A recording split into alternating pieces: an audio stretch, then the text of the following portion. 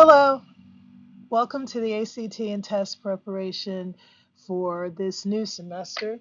Hopefully, this is for the test you're going to be taking in February and March. Right into some reading. This is called Cnidarians and Genetic Composition. So here's your science reading passage. Make sure that you are taking active notes. Let's get into what Cnidarians include. So Cnidarians include jellyfish, hydras, anemones, and corals. The most common of the phylum Cnidaria is the jellyfish. The jellyfish is the most common because it is the most popular. The entire phylum of Cnidaria lack a nervous system and a blood vascular system. When an author starts telling you something like that, there's usually a reason for it. And so you kind of need to take notes and understand why, and you kind of need to get ready for something. They breathe through their pores. They do not have a brain, although jellyfish move. The Hydra usually is immotile and is classified for its immobility. Cnidarians possess the ability to regenerate and to reproduce. The Hydra reproduces asexually.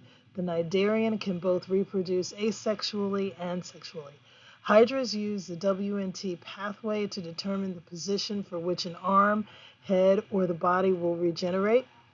Yet the Cnidarians as a family are classified as simple beings. They move with their tentacles. They remove food from their bodies through their tentacles. They use their tentacles to feed themselves. The way they move is remarkable, yet they are called simple beings because they do not have brains. Additionally, Dr. Alan Turing, a pioneer in technology, researched the morphogenesis of the Hydra. The ancient Greeks, including Plato, considered the polyp a plant because it could regenerate. Dr. Thomas Morgan considered the Hydra an animal because it could regenerate. Dr. Turing concluded that the Hydra's children, or its new forms after it was cut, were capable of living on their own. Dr. Turing discovered that these offspring could develop their own and adapt in a manner different than their parent. Since Dr. Turing's research, more scientists attempted to prove the Hydra has cephalocaudal movement. And let's go on ahead and highlight this. In case you guys don't know what that means, just think of the cod as a body. And cephalitis means swelled. I hate to say it like this because people actually suffer from it, but it means a swelled head. So that's cephalocaudal. And if you can't place it, try to think most closely of what this is. Okay? Because a lot of times on a test, you'll get a question about this. Let's move on. Cephalocaudal development proves there is some brain movement. This evidence contradicts the classification of a Cnidarian. This dichotomy is what Dr. Turing's research tried to prove. The Geiger-Meinhardt model refined Dr. Turing's research. The power of the Hydra came from a brain. However, the Geiger-Meinhardt model is the standard that has not proven brain development exists in the Cnidarian. So do you see this whole passage is nothing but an argument with itself? It's going around in circles, backward and forward, and you need to know why this model is like it is, because as it says quite simply, it has not proven brain development exists. WNT signaling represents wingless inhibitors that are induced by proteins. This signaling does not mean that brain development exists. As a matter of fact, the WNT signaling means that an organism that uses WNT produces proteins to move. The Hydra and the other Cnidarians use WNT, and the proteins have been identified in the bodies. The Hydra uses WNT to feed itself. Other Cnidarians produce proteins through the W&T to move and to keep their tentacles to catch food. So this is a big word. If you're actively reading, you're not going to forget proteins. Okay? Means something. Okay, without the W&T signaling, the Cnidarians are unable to feed themselves. Their motility or their ability to move needs proteins and other amino acids to help them. People create their proteins through protein synthesis, which uses DNA. Cnidarians produce messenger transcribed DNA through W&T signaling. Their single cell structure labels them as simple creatures, although their movement and ability to produce proteins makes one wonder why Cnidarians have this label of being simple. So if you read this, a lot of what's going on in this these whole 3 pages, or this paragraph, is nothing but, if you look at, we're going to go ahead and call this a synopsis.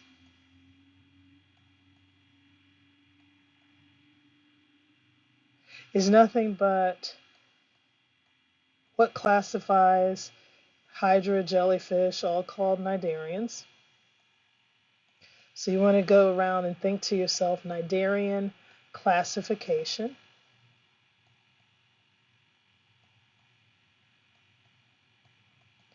I'm sorry guys, I don't write real well on a computer.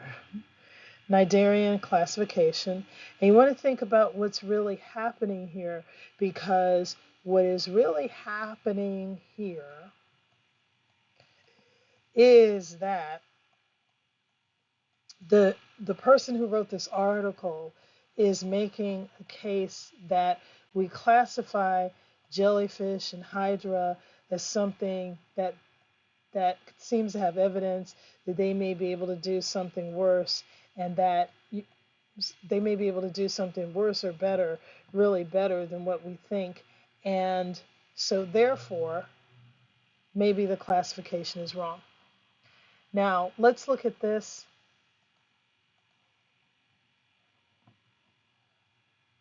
Their single cell movement. Sorry, I'm going to get a highlighter. Okay, their single cell movement structure labels them as simple. And then you come right to this same word and see simple. It makes one wonder why Cnidarians have this label of being simple. So before you try to even answer that question, you just think about what the author's trying to say is that why are Cnidarians classified as simple? And you put that together.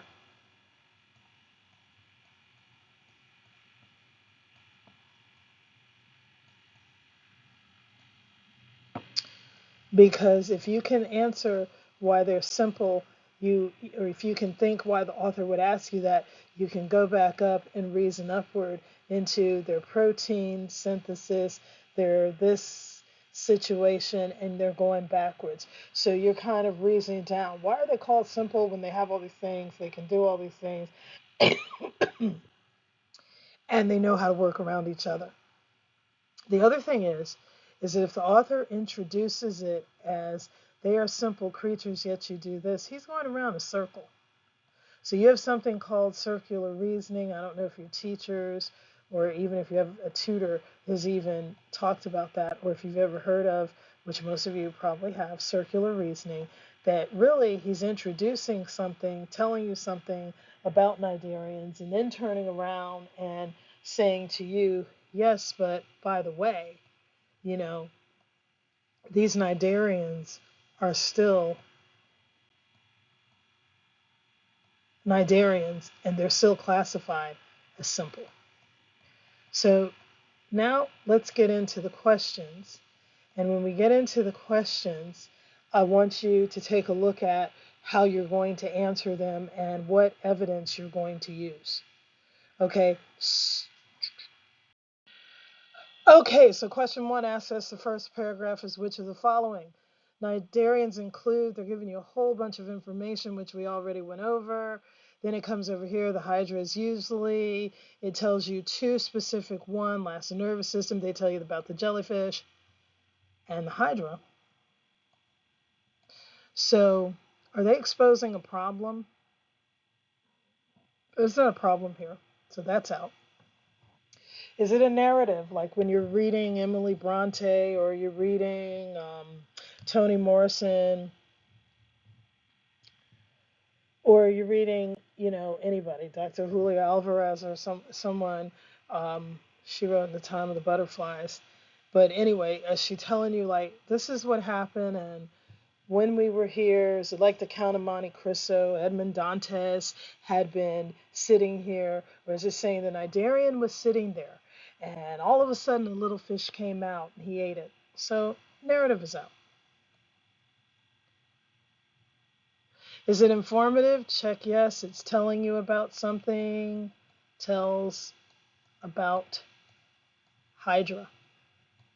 And I went backwards on purpose because sometimes if you go backwards when your brain is having a freeze, you might be able to get through the test better.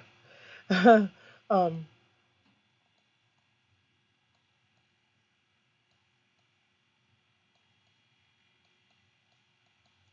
so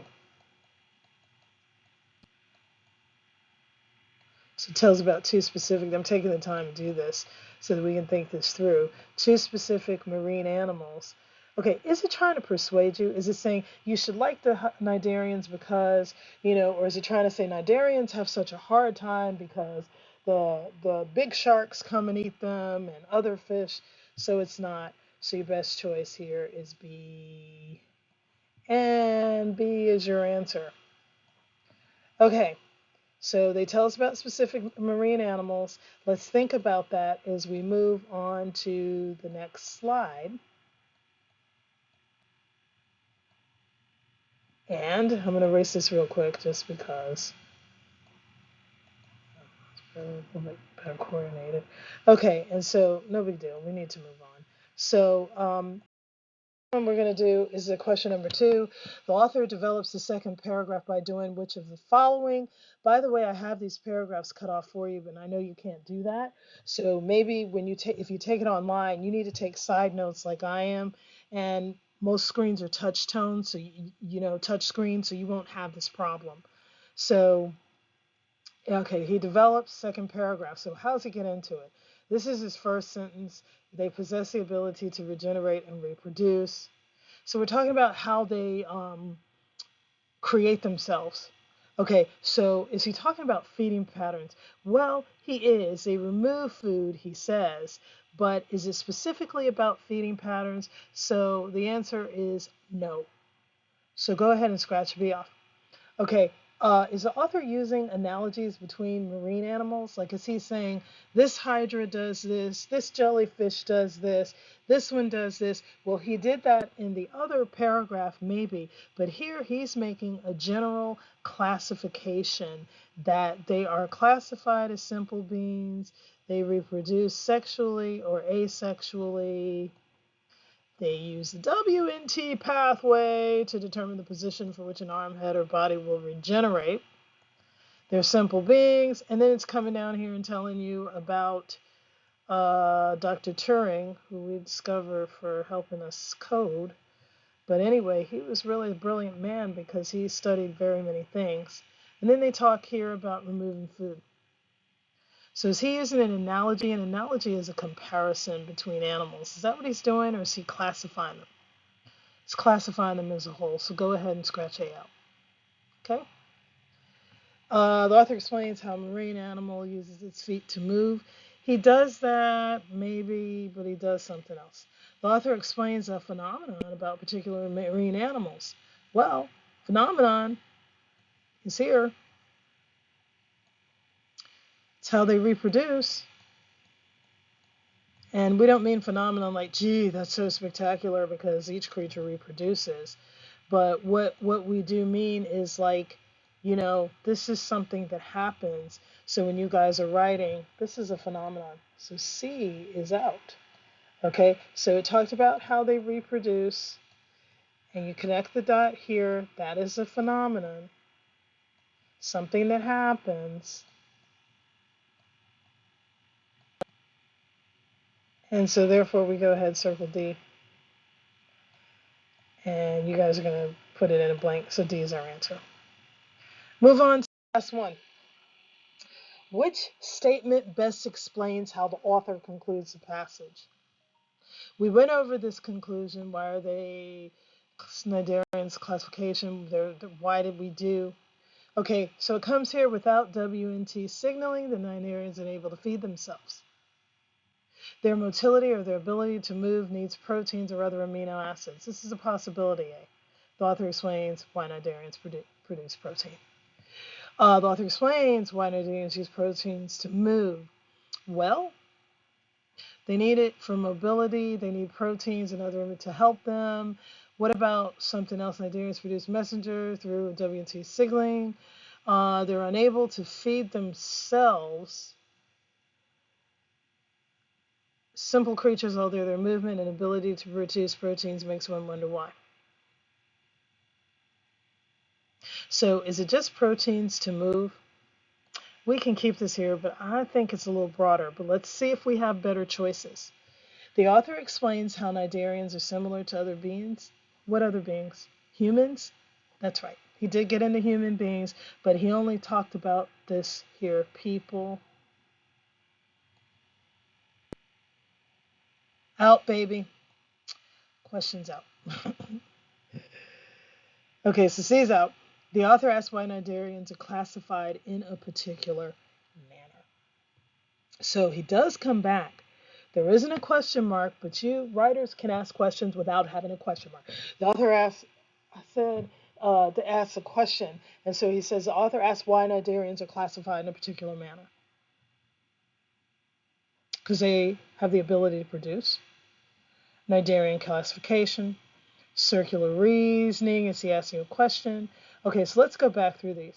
So is it just limited to why Cnidarians produce protein? Well, it's not why. It's that they use it. Okay? It's that they use it because they explain why. Is it just how to move? Nope, that is really too narrow. So I'm going to put a T in here for too narrow. Both of these. Okay, when you have something that's too narrow, you immediately rule it out. Okay, the author asks why Cnidarians are classified in a particular manner. He asks without putting a question mark. Tess will do that to confuse you. Good luck, guys. If you have any problems, jacobitslearning@gmail.com. You have a good night.